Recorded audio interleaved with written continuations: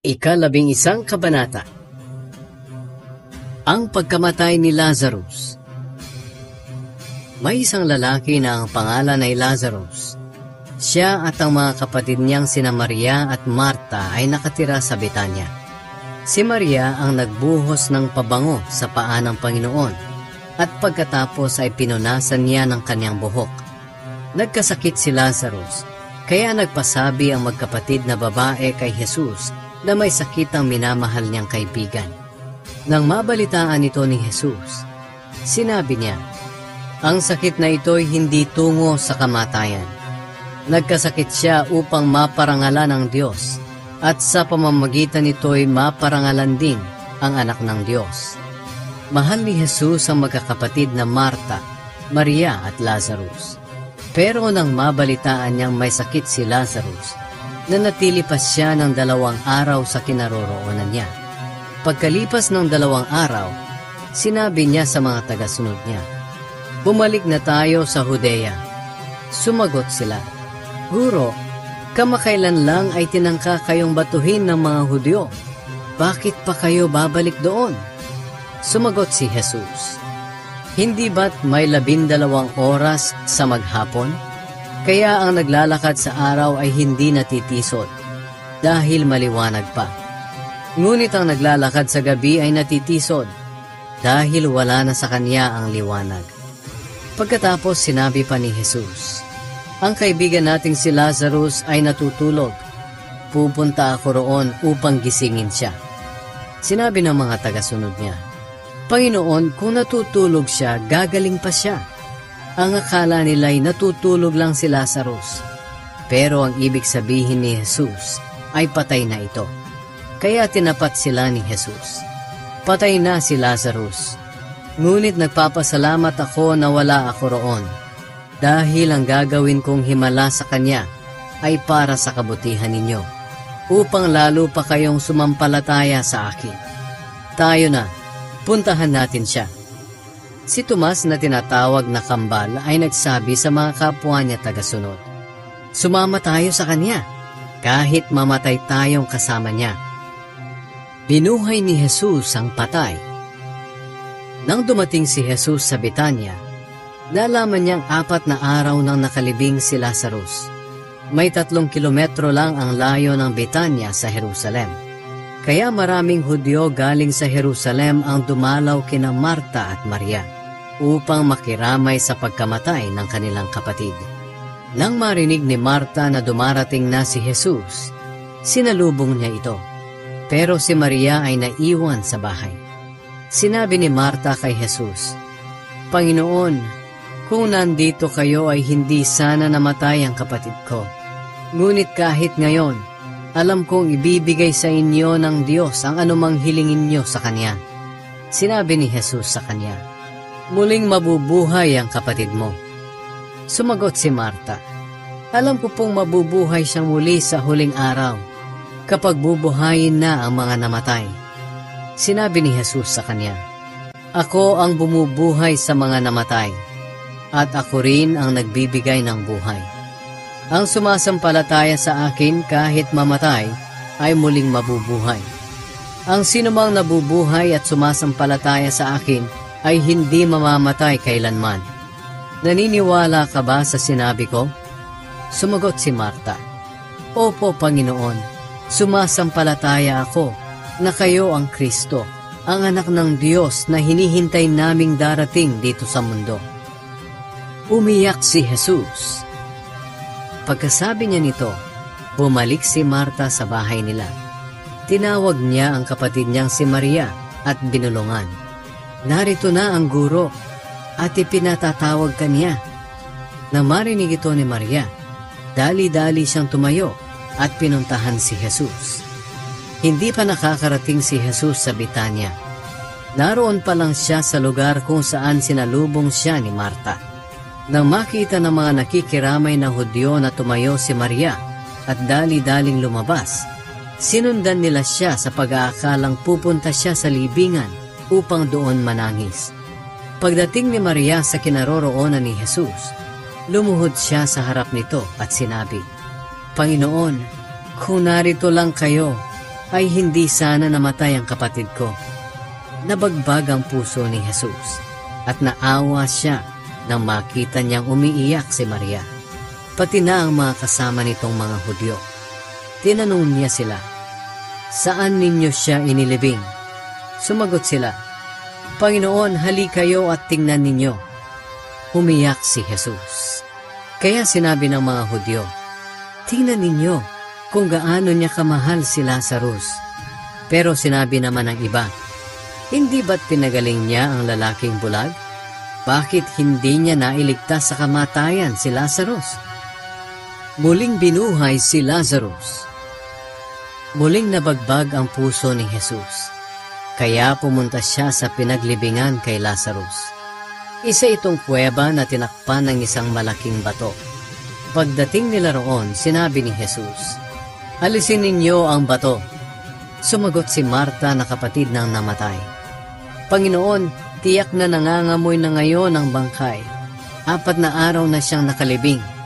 Sinabi ni Jesus sa kanya, "Hindi ba't sinabi ko sa iyo na kung sasampalataya ka ay makikita mo ang kapangyarihan ng Diyos?" Kaya inalis nila ang bato.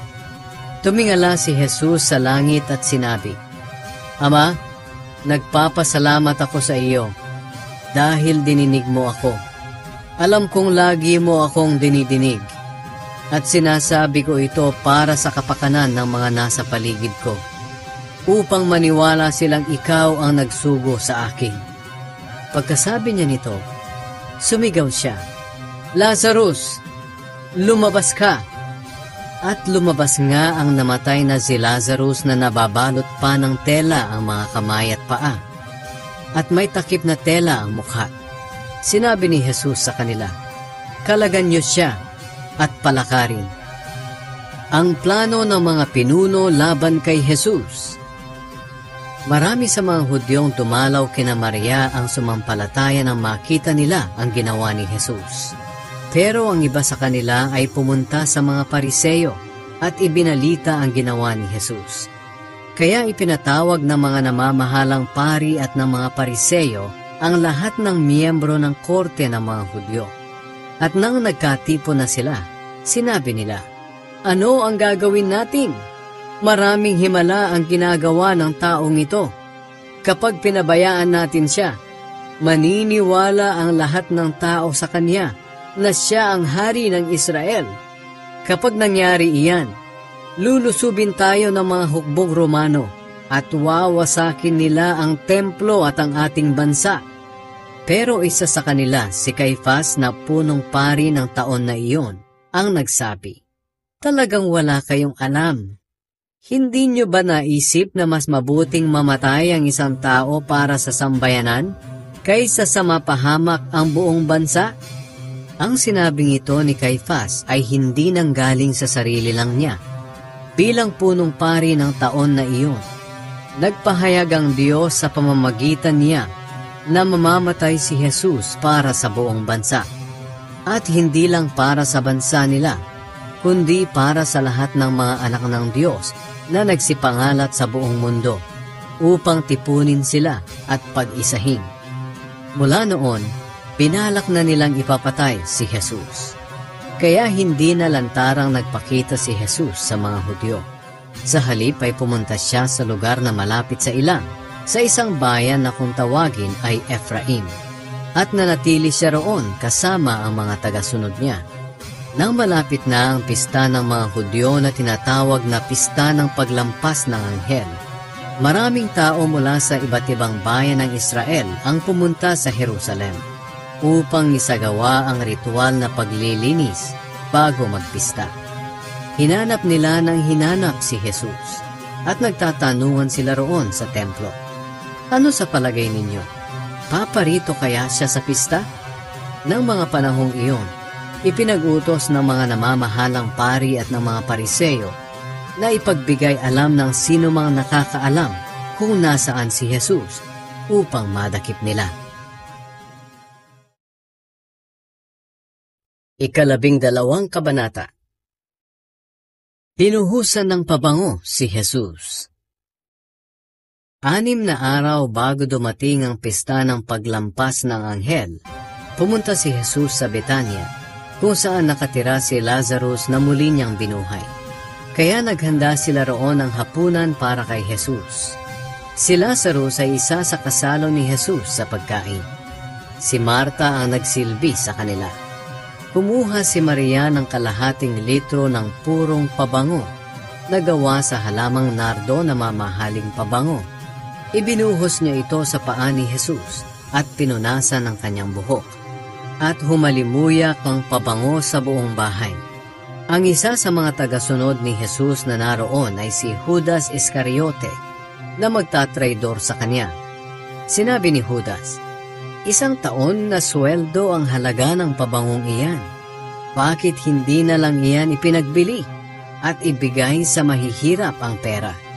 Sinabi niya ito hindi dahil nagmamalasakit siya sa mga mahihirap, kundi dahil isa siyang magnanakaw.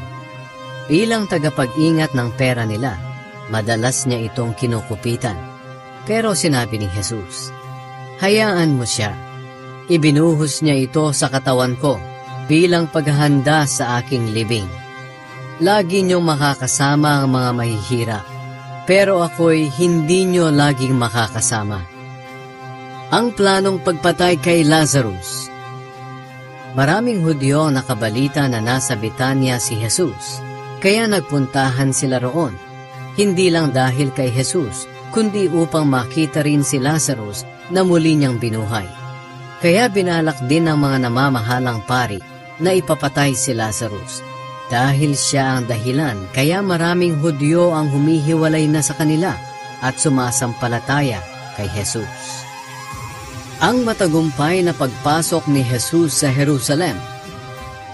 Kinabukasan, nabalitaan ng maraming tao na dumalo sa pista na papunta si Jesus sa Jerusalem. Kaya kumuha sila ng mga palaspas at sinalubong si Jesus. Sumisigaw sila, "Purihin ang Diyos! Pagpalain ang dumarating na ito sa pangalan ng Panginoon! Pagpalain ang Hari ng Israel!" Nakakita si Jesus ng isang batang asno at sinakyan niya ito, gaya ng nakasaad sa kasulatan. "Huwag kayong matakot, mga taga-Zion. Makinig kayo. Paparating na ang inyong hari na nakasakay sa isang batang asno." Hindi pa naiintindihan noon ng mga tagasunod ni Jesus ang ginawang iyon ng mga tao. Pero nang makabalik na si Jesus sa langit, sakalang nila naintindihan na iyon ang nakasaad sa kasulatan. Marami ang nakasaksi ng muling buhayin ni Jesus si Lazarus at ipinamalita nila ang pangyayaring ito. Kaya marami ang sumalubong kay Jesus dahil nabalitaan nila ang ginawa niyang himala. Dahil dito, nag-usap-usap ang mga Pariseo. "Tingnan ninyo, sumusunod na sa kanya ang lahat ng tao at wala tayong magawa." May mga Griyegong naghanap kay Jesus. May mga Griyego ring pumunta sa Jerusalem upang sumamba sa Diyos sa kapistahan. Lumapit sila kay Felipe na taga Bethsaida sa probinsya ng Galilea. Sinabi nila sa kanya, "Gusto po sana naming makita si Jesus." Pinuntahan ni Felipe si Andres at sinabi sa kanya ang kahilingan ng mga Griyego. Pagkatapos pinuntahan nila si Jesus at ipinaalam ang kahilingan. Sinabi ni Jesus sa kanila, "Dumating na ang oras upang dakilain ako na anak ng tao. Sinasabi ko sa inyo ang totoo. Malibang mamatay ang isang butil ng trigong itinanim sa lupa, mananatili itong nag-iisa. Ngunit kung mamatay, tutubo ito at mamumunga ng marami. Ang taong labis na nagpapahalaga sa kanyang buhay ay mawawalan nito. Ngunit ang hindi nanghihinayang sa buhay niya sa mundong ito, alang-alang sa akin, ay magkakaroon ng buhay na walang hanggan. Ang sino mang gustong maglingkod sa akin ay dapat sumunod sa akin. At kung nasaan ako, naroon din dapat siya. Ang sino mang naglilingkod sa akin ay pararangalan ng Ama." Ipinahiwatig ni Jesus ang kanyang kamatayan.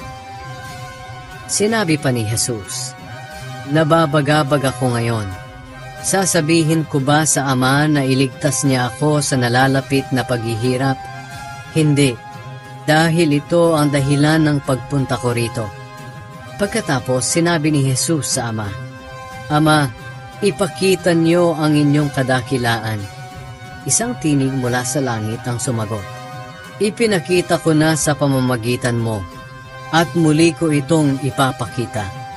Nang marinig ng mga taong naroon ang tinig, sinabi nila, Kumulog! Pero sinabi naman ng iba, Kinausap siya ng isang anghel. Sinabi ni Jesus sa kanila, Ang tinig na iyon ay pinarinig hindi para sa akin, kundi para sa kapakanan ninyo. Dumating na ang paghatol sa mga tao sa mundo. Malulupig na si Satanas na siyang nag-ahari sa mundong ito. At kapag itinaas na ako mula sa lupa, ilalapit ko ang lahat ng tao sa akin. Sinabi ito ni Jesus upang ipahiwatig kung paano siya mamamatay. Sumagot ang mga tao sa kanya, Nakasaad sa kasulatan na ang Kristo'y mabubuhay ng walang hanggan. Bakit mo sinasabing kailangang mamatay ang anak ng tao? Sino ba ang anak ng tao na tinutukoy mo? Sumagot si Jesus, Maikling panahon na lang ninyong makakasama ang ilaw, kaya mamuhay kayo sa liwanag ng ilaw na ito habang narito pa, para hindi kayo abutan ng dilim, sapagkat hindi alam ng naglalakad sa dilim kung saan siya papunta. Kaya sumampalataya kayo sa akin, na siyang ilaw ninyo habang narito pa ako, para maliwanagan ang isipan ninyo. Pagkasabi ni Jesus nito, umalis siya at nagtago sa kanila. Ayaw manampalataya ng mga Hudyo kay Jesus. Kahit na nakita ng mga Hudyo ang maraming himala na ginawa ni Jesus, hindi pa rin sila sumampalataya sa kanya. Sa ganoon natupad ang sinabi ni Propeta Isaias, Panginoon, sino ang naniwala sa aming mensahe? Sino sa mga pinakitaan mo ng iyong kapangyarihan ang sumampalataya? Sinabi pa ni Isaias na kaya ayaw nilang sumampalataya ay dahil pinulag ng Diyos ang kanilang mga mata upang hindi sila makakita, at isinara niya ang kanilang mga isipan upang hindi sila makaunawa, dahil baka manumbalik pa sila sa kanya at pagalingin niya sila. Sinabi ito ni Isaias dahil nakita niya ang kadakilaan ni Jesus at nagsalita siya tungkol sa kanya. Ganoon pa man, maraming pinuno ng mga Hudyo ang sumampalataya kay Jesus, pero inilihim nila ang kanilang pananampalataya dahil takot silang hindi natanggapin ng mga Pariseyo sa mga sambahan, sapagkat mas ginusto pa nilang purihin sila ng tao kaysa ng Diyos. Ang salita ni Jesus ang hahatol sa mga tao. Nagsalita si Jesus ng malakas, Ang sumasampalataya sa akin ay hindi lang sa akin sumasampalataya, kundi pati sa nagsugo sa akin. At ang nakakita sa akin ay nakakita na rin sa nagsugo sa akin. Naparito ako bilang ilaw ng mundo, upang ang sino mang sumampalataya sa akin ay hindi na manatili sa kadiliman. Ang sino mang nakarinig ng aking mga aral pero hindi sumunod ay hahatulan.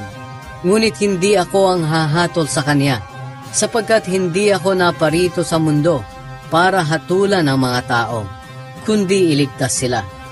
May ibang hahatol sa ayaw tumanggap sa akin at sa aking mga aral.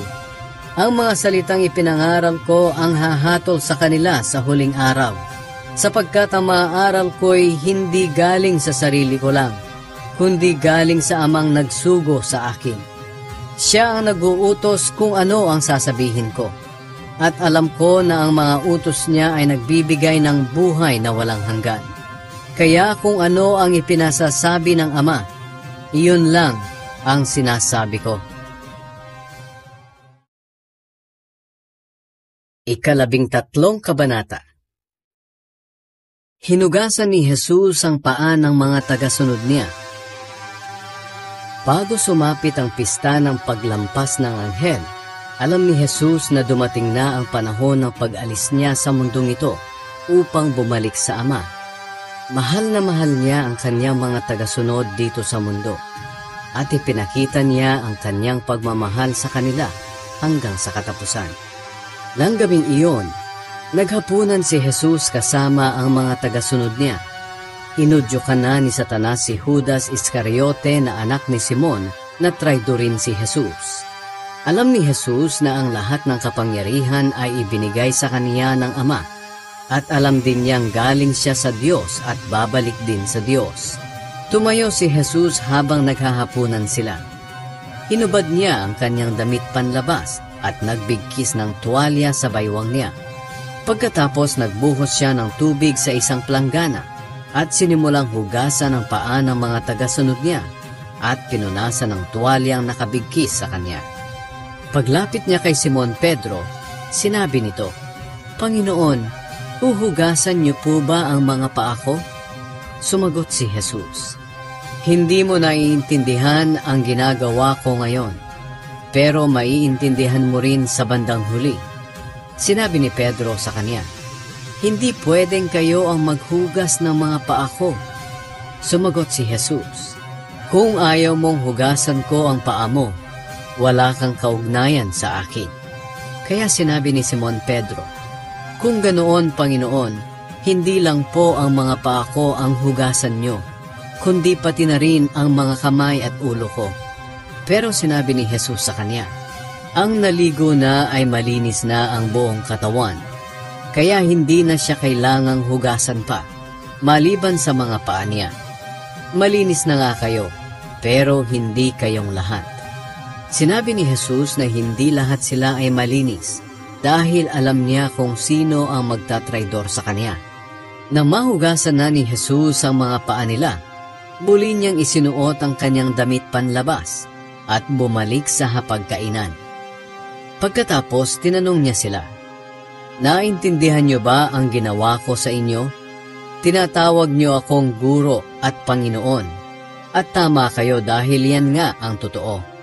Kung ako na guro at Panginoon ninyo ay hinugasan ang inyong mga paa, dapat ay ganoon din ang gawin ninyo sa isa't isa. Ginawa ko ito bilang halimbawa na dapat ninyong tularan, kaya gawin din ninyo ang ginawa ko sa inyo. Sinasabi ko sa inyo ang totoo, walang alipin na mas higit sa kanyang amo, at wala ring isinugo na mas higit sa nagsugo sa kanya. Ngayong alam nyo na ang mga bagay na ito, mapalad kayo kung gagawin nyo ang mga ito. Hindi ko sinasabing mapalad kayong lahat, dahil kilala ko ang mga pinili ko.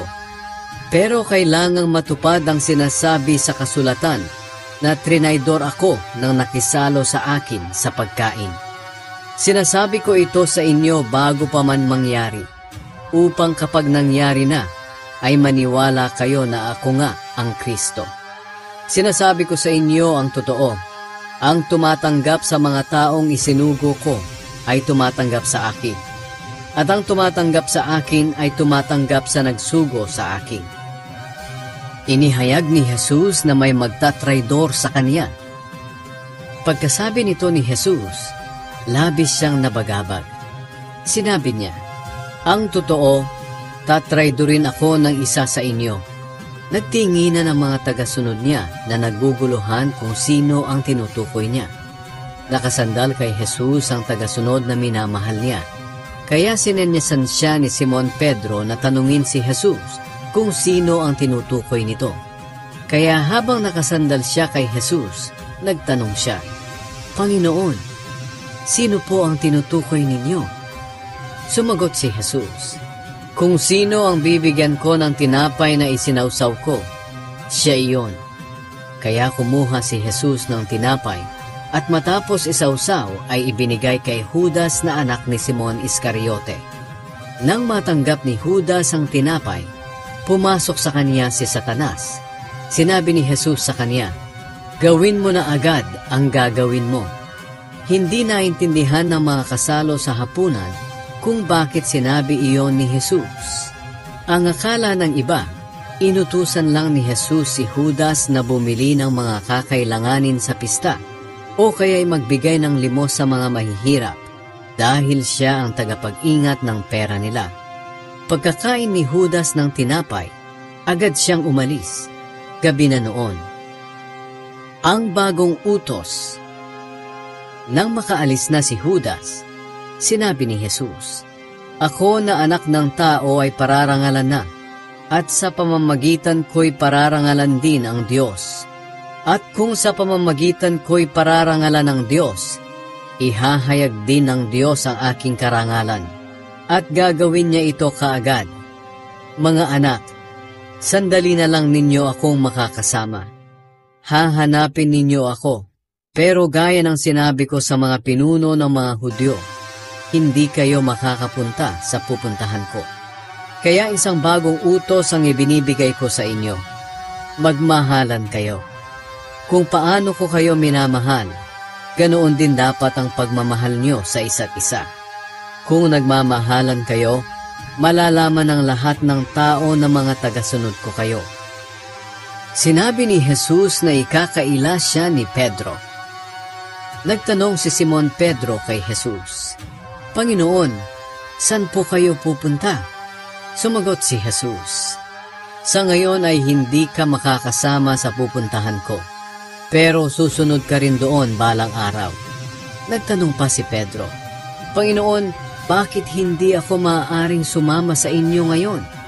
Handa naman akong mamatay para sa inyo." Sumagot si Jesus, "Talaga bang handa kang mamatay para sa akin? Sinasabi ko sa iyo ang totoo. Bago tumilaok ang manok, 3 beses mong ikakaila na kilala mo ako."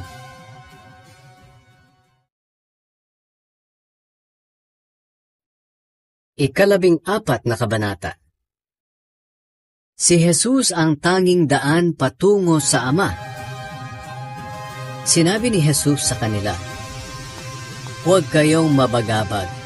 Magtiwala kayo sa Diyos at magtiwala rin kayo sa akin. Sa tahanan ng aking Ama ay maraming silid. Pupunta ako roon para ipaghanda kayo ng lugar. Hindi ko ito sasabihin kung hindi ito totoo. Kapag naroon na ako at naipaghanda na kayo ng lugar, babalik ako at isasama kayo, upang kung nasaan ako, ay naroon din kayo. At alam nyo na ang daan papunta sa pupuntahan ko." Sinabi ni Tomas sa kanya, "Panginoon, hindi po namin alam kung saan kayo pupunta. Paano po namin malalaman ang daan?" Sumagot si Jesus, "Ako ang daan, ang katotohanan, at ang buhay. Walang makakarating sa Ama kung hindi sa pamamagitan ko.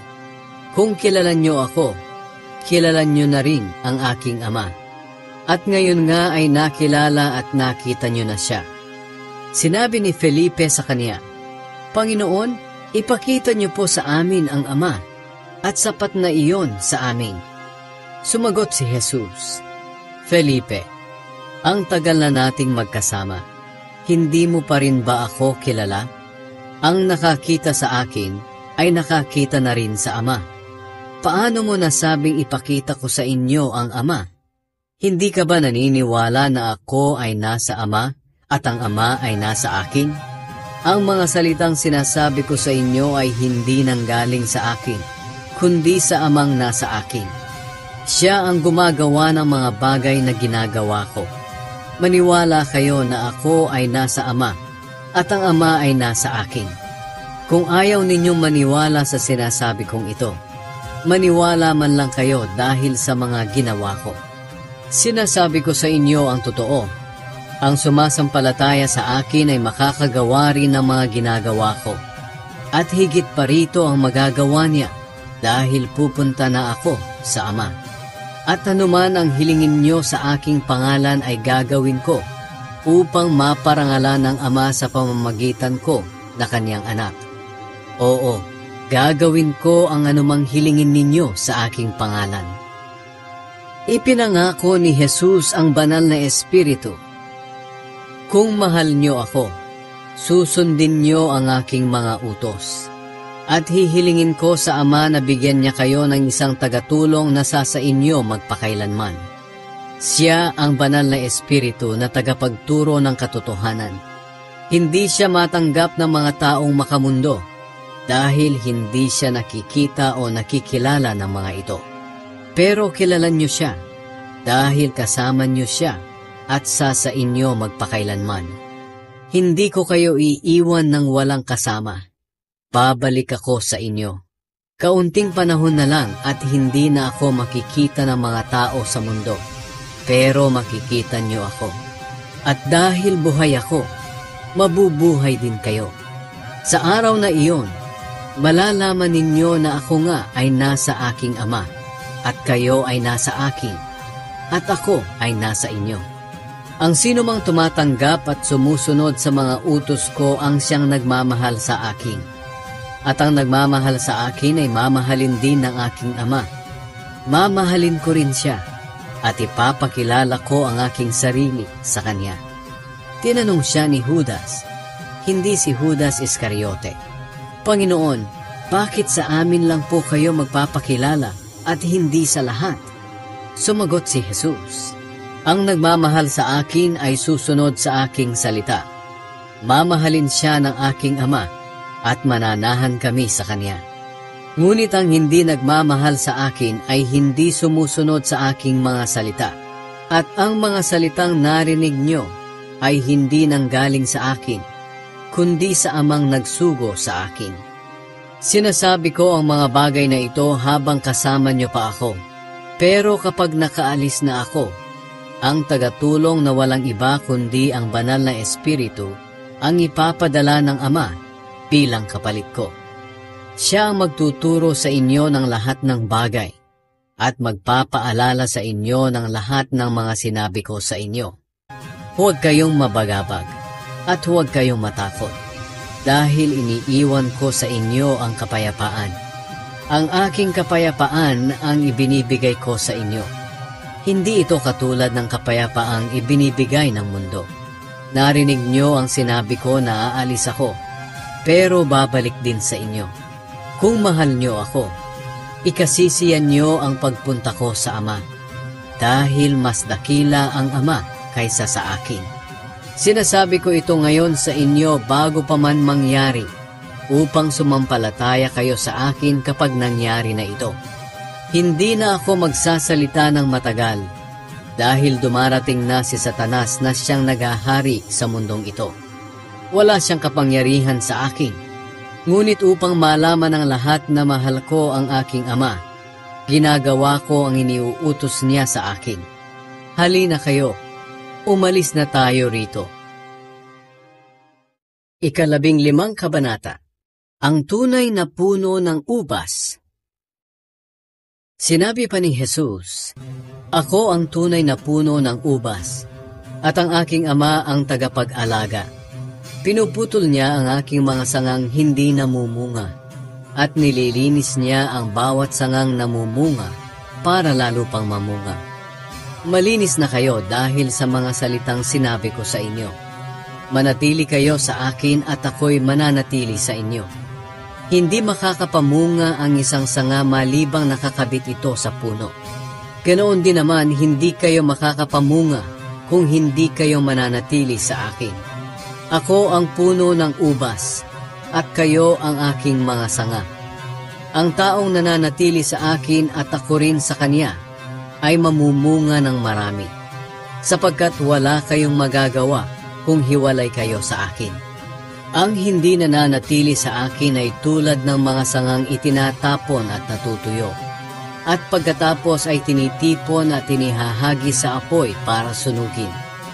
Kung mananatili kayo sa akin at ang mga salita ko'y mananatili sa inyo, ipagkakaloob ko ang anumang hilingin ninyo. Napaparangalan ng aking Ama kung namumunga kayo ng sagana. At sa ganitong paraan ay naipapakita ninyo ng mga tagasunod ko kayo.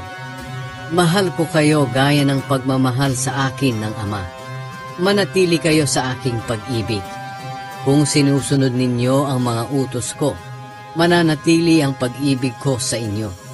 Katulad ko, sinusunod ko ang utos ng aking Ama, kaya nananatili ang kanyang pag-ibig sa akin. Sinabi ko sa inyo ang bagay na ito para magalak kayo katulad ko, at malubos din ang inyong kagalakan. Ito ang aking utos sa inyo. Magmahalan kayo katulad ng pagmamahal ko sa inyo.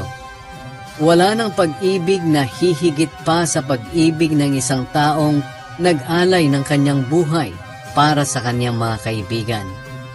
Mga kaibigan ko kayo kung sinusunod nyo ang aking mga utos. Hindi ko na kayo itinuturing na alipin dahil hindi alam ng alipin kung ano ang ginagawa ng kanyang amo. Sa halip itinuturing ko na kayong mga kaibigan dahil sinasabi ko sa inyo ang lahat ng narinig ko sa aking Ama. Hindi kayo ang pumili sa akin, kundi ako ang pumili sa inyo para humayo kayo at mamunga ng mga bungang mananatili. Sa ganoon, anuman ang hingin ninyo sa Ama sa pangalan ko ay ibibigay niya sa inyo. Ito nga ang utos ko sa inyo, magmahalan kayo.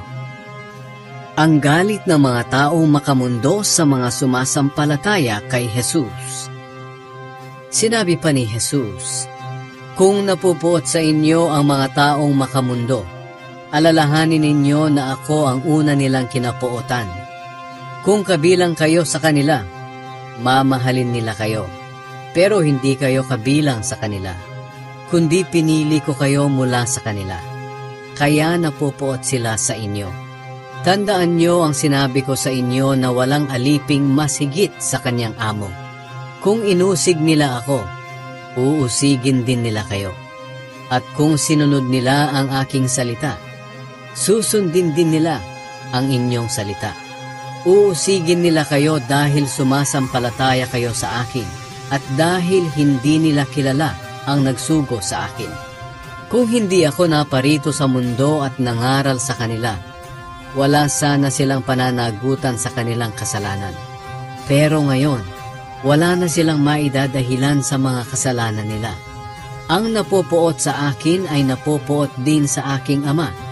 Kung hindi ako gumawa sa harap nila ng mga himalang kailan may hindi nagawa ni numan, wala sana silang pananagutan sa kanilang kasalanan. Ngunit kahit nakita na nila ang mga himalang ginawa ko, napupuot pa rin sila sa akin at sa aking Ama. Sa ginawa nilang ito, natupad ang nakasulat sa kanilang kautusan.